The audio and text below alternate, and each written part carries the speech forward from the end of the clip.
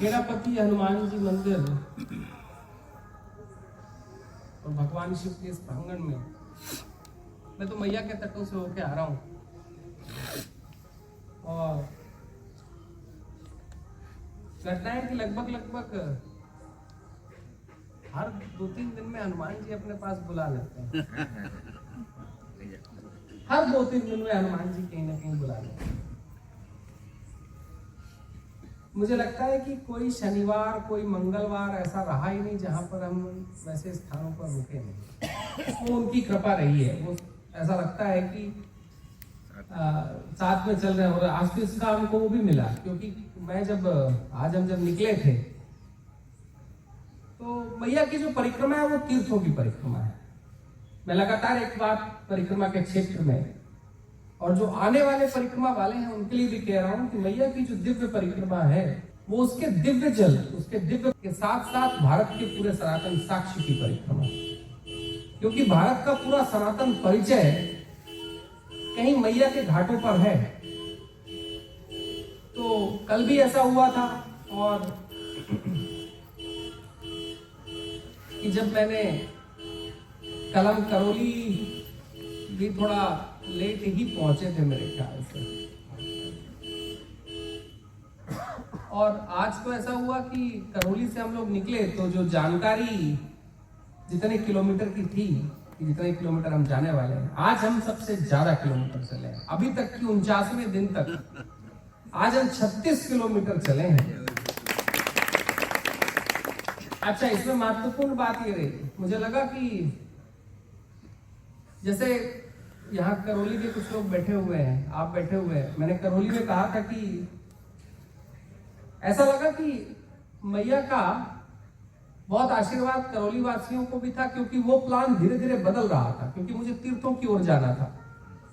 लेकिन करौली के लोगों से जितेंद्र जी ने कितने महीनों पहले जब चर्चा की थी और एक उनका आग्रह भी था, तो एक बात करके आए थे कि हम पहुंचेंगे तो कल हम उल्टा रूट बनाते हुए करौली पहुंचे। आज भी हो ऐसा रहा था कि वराह तीर्थ के लोग, मैं थोड़ा, आप लोग जिसे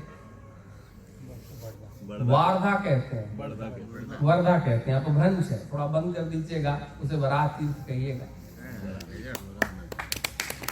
तो वराह तीर्थ के लोग चाह रहे थे कि मैं वहां पे रुक जाऊं, क्योंकि शाम में 5 बज चुके थे, अंधेरा होने वाला था। तो उनका मन था कि आज वराह तीर्थ पे ही रुक जाए, कल सुबह निकल जाएंगे जल्दी। और मुझे ऐसा लगता है कि हमारे साथ जो कुछ परिक्रमावासी चल रहे थे वो सोच ही रहे थे कि रुक जाए तो ज्यादा बेहतर होगा, अंधेरा हो चुका था। लेकिन कुछ तो मैया का प्रताप था और है कि हम लोग यहां तक पहुंचे। और मजेदार घटना हुई कि हमारे साथ आप भी चल रहे थे, आप भी चल रहे थे, आप भी चल रहे थे, आप भी चल रहे थे। बीच में हमने एक ऐसी स्पीड पकड़ी कि उस स्पीड के कारण हम टाइम पे पहुंच पाए, नहीं तो हम लेट हो जाते। तो मैया का प्रताप कुछ क्षेत्र के ऊपर तो है, नहीं तो वो इतनी जल्दी खींच कर हमको लाती नहीं। वैसे भी आप परिक्रमा के क्षेत्रों के हैं तो आप लोग लाभान्वित होते रहते हैं, मैया का आशीर्वाद मिलता रहता है। हमें बड़ी दूर से चल के परिक्रमा करने आना पड़ता है। परिक्रमा करने आते हैं तो कुछ महीनों तक मैया का दिव्य दर्शन, उसका संस्पर्श, उसका स्पर्श होता है। मैं लगातार एक बात कहने की कोशिश कर रहा हूं, और ये मैं आपके भी बीच में इस खेड़ापति हनुमान मंदिर में, जहां पर इतने सारे प्रयत्न हो रहे हैं, मैं कहना चाहूंगा कि मैया की जो परिक्रमा है वो हमारे तीर्थों की परिक्रमा है। और ये वो तीर्थ है जिनसे भारत का पूरा सनातन इतिहास बना है। मैं जब करौली से निकला तो जो तीर्थ मैप में भी नहीं मिल पा रहे थे, जिनको मैं करीबन 3 महीने से खोजने की कोशिश कर रहा था, जो शास्त्रों में लिखे हैं, मुझे आज वो तीर्थ, दीप्तिकेश्वर तीर्थ, अमरेश्वर भगवान, सकलेश्वर भगवान और नर्मदेश्वर भगवान के साथ साथ विष्णु जी की वो प्राचीन प्रतिमा हमको देखने को मिली, जिसका काल आर्कियोलॉजी वाले तो 1300 साल बता रहे थे, क्योंकि वो लेके जाना चाहते थे, लेकिन वहां के ग्रामवासियों ने उनको नहीं जाने दिया। बाकी मंदिर तो कहीं और चला गया, ऊपर चला गया। हम उनके दर्शन कर पाए। ये वो तीर्थ है जहां पर भगवान ब्रह्मा विष्णु महेश तीनों आए थे और तीनों ने आके देवताओं के भय को मुक्त करते हुए वहां पर अमरेश्वर तीर्थ की, दीप्तिकेश्वर तीर्थ की, नर्मदेश्वर तीर्थ की और सकलेश्वर तीर्थ की स्थापना की थी। जरा सोचिए, इस राष्ट्र में ऐसे कितने उदाहरण आपके पास हैं जहां पर ब्रह्मा विष्णु और महेश तीनों भगवानों ने आकर इतने सालों पहले देवों का भय दूर करने के लिए उन्होंने स्थान दे दिया। तो हमारे भय की तो छोड़िए, देवों का भय जहां से दूर जाता हो वो कितना महत्वपूर्ण स्थान नहीं होगा। दीप्तिकेश्वर तीर्थ के सज्जन मिल गए थे, उनकी भी मदद मिली, हम वहां तक पहुंच पाए। तीर्थों की स्थितियां जो भी हो वो तो बात का विषय है। मुझे लगता है कि आप सब लोग संभाल लेंगे। आप लोग मैया के तीर्थ क्षेत्रों को, और मैं बार बार तीर्थ क्षेत्र कह रहा हूं क्योंकि मैया का तो शास्त्र कहता है कि मैया के 7 मील तक का जो किनारा है वो तीर्थों से भरा हुआ है। तो आप तो उससे दूर हुए नहीं, हम तो 10 ही किलोमीटर आए ना। तो आप तो तीर्थ क्षेत्र के वासी हैं। आप लोग मैया के परिक्रमा क्षेत्र का एक बहुत बड़ा अध्याय पकड़े हुए हैं और वो अध्याय सेवा का। क्योंकि अगर मैं हर एक जगह कह रहा हूं, कल मैंने करौली में भी यही कहा था कि अगर ये सेवा के अध्याय न चल रहे होते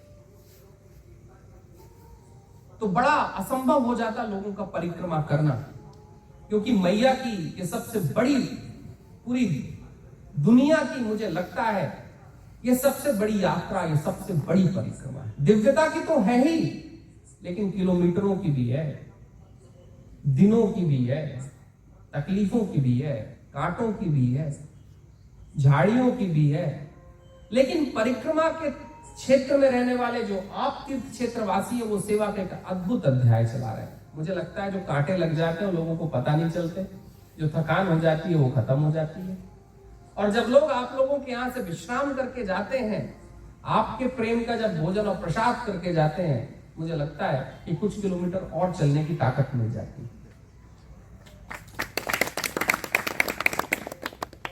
मेरे लिए मैं बहुत कुछ, मुझे ऐसा लगा था कि स्थानीय क्षेत्रों में हमारे अपने तीर्थों के बारे में हमारी स्पष्टता होगी। लेकिन पिछले कुछ दिनों में लगा कि मुझे लगता है तीर्थों के बारे में स्थानीय क्षेत्रों में बात करनी आवश्यक है। इसलिए लगा क्योंकि तीर्थों की जो आज मुझे थोड़ा सा दुख हुआ जो मैंने आज दीप्तिकेश्वर तीर्थ की हालत देखी। प्रभु से मिलके तो जो आनंद आया, जिनको उन्होंने स्पर्श करके देवत्व की महिमा का उद्गीत कहीं देवों को दिया था, उनको स्पर्श करके तो मुझे लगा कि मैं भारत के लाखों सालों के इतिहास को स्पर्श कर रहा हूं। और जब आप जाएंगे और दीप्तिकेश्वर तीर्थ के उन महत्वपूर्ण प्रतिमाओं को, शिवलिंगों को स्पर्श करेंगे, तो केवल आप देवता की देवत्व को स्पर्श नहीं कर रहे हैं, आप भारत के लाखों सालों की परंपराओं को स्पर्श कर रहे हैं। इसलिए जाइएगा जरूर। मैं आज स्पर्श करके गया, मुझे लगा कि मुझे वहां दोबारा आना पड़ेगा। तो लगता है इसलिए करौली दोबारा आना पड़ेगा, क्योंकि वहीं से आना पड़ेगा। क्योंकि आप लोग, मैं एक बात बहुत स्पष्ट कर दूं कि परिक्रमा के क्षेत्रों में जो आप लोगों की जो सेवा का अध्याय चल रहा है वह अद्वितीय चल रहा है। पूरे भारत को सीखना चाहिए। करौली जाने के लिए बाकानेर आना पड़ेगा। आऊंगा बाकानेर की। अब घटना बता देता हूँ कि बाकानेर क्यों आना है, ये तो सुन लीजिए। मैया कुछ ऐसा कर रही है कि जहां जहां रुक रहा हूं वहां दोबारा आना पड़ेगा तीर्थों के लिए। मैया कुछ ऐसा कर रही है। बाकानेर की घटना तो मैंने बताई ही नहीं। महत्वपूर्ण घटना है कि सारा सेवा का सारा अध्याय द्वितीय चल रहा है। जो परिक्रमा के तीर्थ क्षेत्र में आप लोग ये जो सेवा का उपक्रम चला रहे हैं, मुझे लगता है पूरा भारत अगर इसको सीख ले तो भारत के हर एक तीर्थ क्षेत्र में किसी को बटुए लेकर जाने की आवश्यकता नहीं है। मेरा प्रयास यही है। मैं एक बात लगातार लोगों से कह रहा हूं, जो दिल्ली, बॉम्बे, यहाँ वहां के जो लोग हैं, जो महानगरों के निवासी हैं, अगर आप मैं लगातार एक बात कह रहा हूं कि अगर आप, आज बच्चे मेरे साथ थे, मैंने बोला अगर आप केदारनाथ की भी यात्रा करें तो आपको पानी भी खरीद के पीना पड़ेगा। मैं तो हर साल जाता हूं, मुझे पता है। जितेंद्र जी को इस बार लेके गया था कि परिक्रमा आरंभ करनी थी, तो वहां पानी आपको खरीदना पड़ेगा। जबकि पानी बह रहा है, लेकिन वहां तक आप जा नहीं सकते क्योंकि आप स्थानीय नहीं तो आप फिसल जाएंगे। इस क्षेत्र में अगर आपके जूते खराब हो जाए, आपकी तबीयत बिगड़ जाए, अगर आपकी गाड़ी खराब हो जाए, घटना तो ऐसी है कि बावन वाहनी के आसपास इस गाड़ी का कोई काम कराने के लिए हमारे ड्राइवर साहब गए थे, बैठे हुए हैं हमारे, वो उनको गाड़ी देखी और बोले ये कोई परिक्रमा की गाड़ी है, वो रुपये तक लेना नहीं चाहते थे। ये है परिक्रमा के तीर्थ क्षेत्रों की खासियत। और इतना भारत सीखे, क्योंकि भारत में एक ही जगह थी, इस राष्ट्र की सनातन वंश की परंपरा में एक बात रही है कि मंदिरों के द्वार कभी आपके भौतिक द्रव्यों के आधार पर न तो खुलते थे न बंद होते थे। आपके जेब में, आपकी जायदाद में, आपकी जमीन में क्या लगा है, क्या नहीं लगा है, कितना अर्थ आपके पास है, उस अर्थ से मंदिर के द्वारों के अर्थ कभी नहीं बदलते थे। यह भारत की कला थी, यह भारत का अनुपम अध्याय था। लेकिन एक बात परिक्रमा जो तीर्थ क्षेत्र के लोग रहे वो क्या करते रहे, उन्होंने लोगों को वहां तक पहुंचने की हमेशा सुविधा दी है। ये भारत का सनातन परिचय था जो आज भी मैया के क्षेत्रों में है। ये बड़ी घटना है, मैं चाहता हूं पूरा भारत इससे सीखे। लेकिन एक बात और भी है कि अगर हम मैया के तीर्थ के इस सनातन और दिव्य परिक्रमा को जितना जीवंत आपके पूर्वजों ने, आपने और आने वाले बच्चे कर रहे हैं, अगर हमको इसकी 1000 10,000 साल की विरासत को वापस अगर तैयार रखना है तो हमें इन महत्वपूर्ण तीर्थों के तरफ ध्यान देना होगा, क्योंकि ये वो तीर्थ है जिससे हमारी परंपराएं निकली। मैं दीप्तिकेश्वर तीर्थ से निकला, एक जगह है, और देखिए भारत के सनातन परंपरा का अनुपम अध्याय। हम वहां से निकलते हैं और शास्त्र कहता है कि एक संगम मिलेगा, उस संगम के पास ये देव मिलेंगे।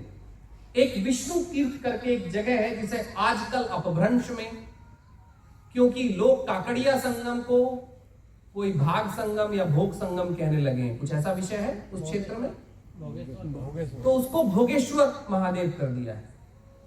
घटना यह है कि ये वो स्थान है जिसे विष्णु तीर्थ कहा जाता था। और घटना सुनिए, अब इतिहास देखिए, भोगेश्वर महादेव से तुम 1000 साल के पीछे नहीं जा सकते, क्योंकि भोग शब्द ही 1000 साल पुराना है। ये वैष्णव तीर्थ था, विष्णु तीर्थ था। जब ब्रह्मा जी वहां पर यज्ञ कर रहे थे तो उस यज्ञ में वो स्वयं परीक्षित थे, वो बैठे हुए थे, यज्ञ कर रहे थे, लेकिन राक्षस ब्राह्मण बन के उनको परेशान कर रहे थे। तो ब्रह्मा जी ने कहा कि भाई मैं तो परीक्षित बना बैठा हूं, मैं इस समय पर अपनी जो लोक नीति है और जो शास्त्र नीति है उनको मैं छोड़ नहीं सकता। तो उन्होंने मानसिक तौर पर भगवान विष्णु को बुलाया, बोले आप आए, इनका कुछ काम करें। तो भगवान जी ने आकर उनका काम किया। इतिहास कहता है कि वो पत्थर फेंका करते थे यज्ञ हवन में। और अब आप देखिएगा भारत का सनातन इतिहास कितना महत्वपूर्ण है कि हम आधे किलोमीटर नहीं चलते हैं, वहां पर पत्थरों की वैसी कोई जगह नहीं है। आप आगे बढ़िए और वहां पर एक पठार है जहां पर इतने बड़े बड़े बोल्डर आज भी पड़े हुए हैं। ये विष्णु तीर्थ है। हम भोगेश्वर तीर्थ, जब हम उसको भोगेश्वर बना देते हैं तो हम विष्णु तीर्थ की और इस अद्भुत कहानी को खत्म कर देते हैं। मैं उससे और आगे बढ़ता हूं तो हम वराह तीर्थ जाते हैं। वराह तीर्थ, आप लोग जानते हैं वराह तीर्थ को, सभी जानते होंगे वराह तीर्थ को, गए भी होंगे। सोचिए इस पूरी परिक्रमा के मार्ग में वराह कल्प का मंदिर होना, यह मुझे लगता है कि उन सब के लिए एक जवाब है कि भारत का इतिहास कितना पुराना है। वराह कल्प और कहानी ऐसी है, भारत की राष्ट्र का सनातन इतिहास कहता है कि ये वो जगह है जिस जगह पर वराह रूप में भगवान जी आए थे और उन्होंने पाताल से वेदों को और धर्म को वापस स्थापित किया था। ये शास्त्र कह रहा है, और वो शास्त्र कह रहा है जिसकी परंपरा लाखों सालों की है। और हम आज जाते हैं और हमको वो तीर्थ मिलते हैं। जब हम वहां जाते हैं और मैया के किनारे पर जब हमको ये तीर्थ मिलते हैं तो केवल दिव्यता का परिचय नहीं होता, ये केवल भगवान से हमको आशीर्वाद नहीं मिलता, ये केवल उनकी प्रतिमा का आचमन करके उनके नीचे बैठकर आनंद लेकर ध्यान बस में नहीं बैठ पाते। हम उन करोड़ों सालों की परंपराओं के अध्याय को भी जीवित कर देते हैं, जहां से हमारा धर्म बना है, जहां से हमारी शिखाएं बनी है, जहां से हमारा ये जल की दिव्यता बनी है, जहां से ये टीके बने हैं, जहां से ये दीपक बना है। अगर इन महत्वपूर्ण है, और अभी इतने मैं अगर बात करने लगूंगा तो बहुत लेट हो जाएगी। अभी तो कल 6 और तीर्थ पढ़ने वाले, जहां जहां मुझे जाना और उसकी तैयारी बच्चों को करनी है। मैं एक बात कहना चाहता हूं, और मेरा आग्रह भी है, मैंने करौली में भी वो आग्रह किया है, वो आग्रह यहां भी कर रहा हूं और हर एक क्षेत्र में करते हुए जा रहा हूं कि मैया की परिक्रमा, मैया की दिव्यता के साथ साथ उस परिक्रमा के अनुपम अध्याय, उस इतिहास, उस सनातन साक्ष्य की परिक्रमा है जिससे कहीं हमारा धर्म बना है। और धर्म बना है हमारे शास्त्रों से, और शास्त्र बने हैं ऋषिकुल की परंपरा से, देवताओं के अध्याय से। जब हम तीर्थों पर जाते हैं तो केवल भगवान का परिचय प्राप्त नहीं करते, हम शास्त्रों का अलंकरण भी स्वीकार करते हैं। और जिस समाज में शास्त्रों का अलंकरण स्वीकार किया जाता है वो राष्ट्र सदैव सनातन होता है, सदैव सनातन होता है। असल में मैया की परिक्रमा सनातन अध्याय की परिक्रमा है, ये आपको लोगों को बताना होगा। जो लोग तीर्थ छोड़ते हुए आगे बढ़ते हैं उनको आपको बताना होगा। मैं तो बताऊंगा ही, लेकिन आपको भी कहना होगा। अरे करौली वाले कहेंगे दीप्तिकेश्वर तीर्थ नहीं गए, तुम्हारी परिक्रमा का कोई अर्थ नहीं, घर जाओ। अरे वराह तीर्थ नहीं गए, घर जाओ।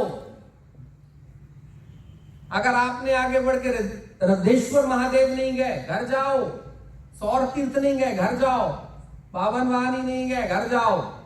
जिस दिन हम मैया की परिक्रमा के अध्याय में जो था, पहले तो मैया की परिक्रमा तीर्थों की परिक्रमा, हमने ये कर लिया तो एक सेवा के साथ हमने एक और सेवा जोड़ ली, और वो सेवा है सनातन सेवा। भोजन की सेवा अनुपम है, यह अध्याय अनुपम है। इसके साथ और जो कुछ जोड़िए, आप कपड़े दीजिए, आप सब कुछ करिए, लेकिन साथ ही साथ सनातन सेवा का एक अध्याय और जोड़ना होगा जो तीर्थों के तरफ गमन होगा। जब तीर्थों के तरफ परिक्रमा वासी जाएंगे, अगर मैं तो कहता हूं कि भाई अगर भगवान जी वहां आकर विराजे तो एक बात तो तय है, उस क्षेत्र में जरूर कुछ खास है। तो एक बार पहुंच जाए, क्योंकि मैया की परिक्रमा तो कहीं उस संसार का उदय है, जिस संसार के उदय में हम उनसे परिचित होते हैं जिनसे परिचय होने का कोई सवाल ही नहीं था।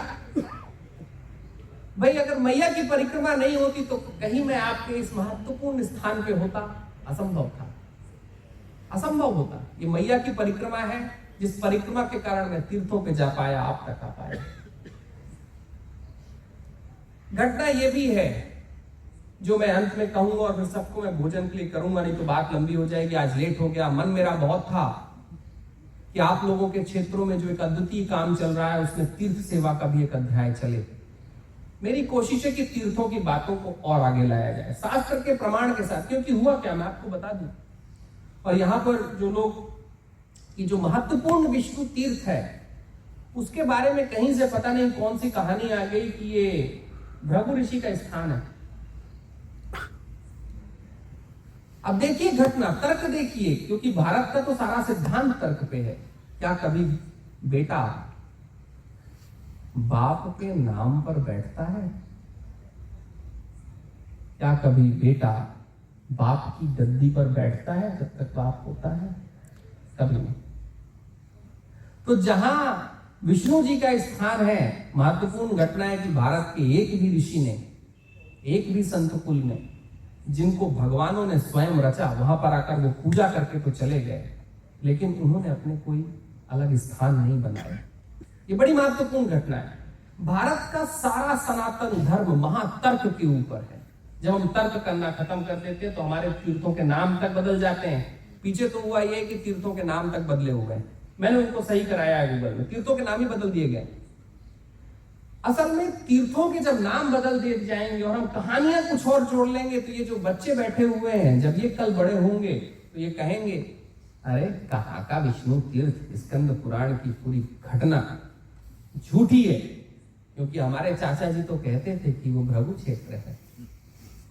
हमने अपने इतिहास को स्वयं ही झूठा बना दिया, और ऐसे ही हम अपने इतिहास को 70 सालों से झूठा बना रहे हैं। मैं 70 साल का एक उल्लेख मैया के परिक्रमा पथ में इसलिए कर रहा हूं कि अभी 2-3 दिन में मैं कुछ मार्गों के बारे में आने वाले कल परसों बात करूंगा कि मैया के परिक्रमा क्षेत्र का मार्ग क्या था। मार्ग बदला गया है। क्योंकि जब हम शास्त्र विमुख हो जाते हैं तो हमारे ऊपर कोई भी कुछ भी लाभ देगा हम स्वीकार कर लेंगे।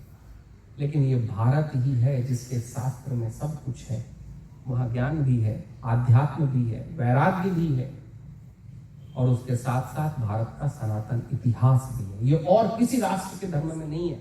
और मैं उन सारे धर्मों को जानने के बाद आपसे ये बात कर रहा हूं। मैं सनातनी हूं इसलिए बात नहीं कर रहा।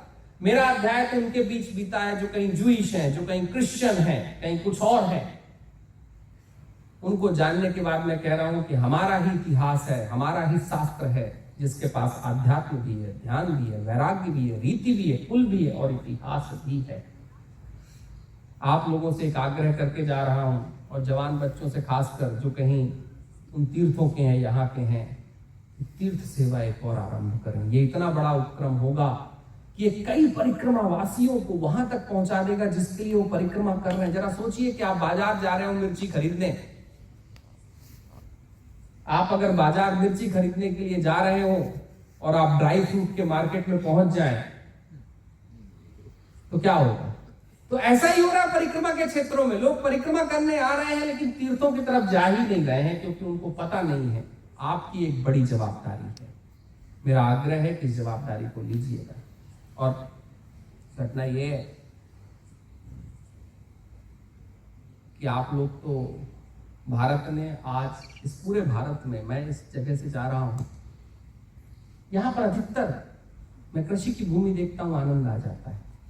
अब भाई बहुत सारी बात लोकल लोग कह देंगे कि पेस्टिसाइड है, ये है, वो है, कुछ भी है, समस्या है।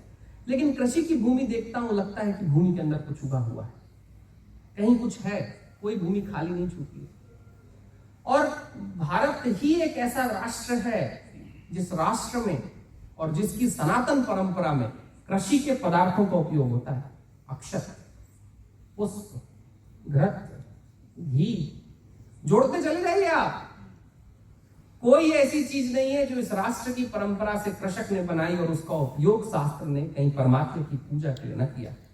तो आप तो उस परंपरा के हैं जिस परंपरा को ऋषियों ने और देवताओं ने भी स्वीकार किया और बोला कि अर्पण होगा तो कृषकों के आधार से होगा। इसलिए कृषि को पूरा विश्व एग्रीकल्चर कहा अंग्रेजी में, संस्कृति के तरीका।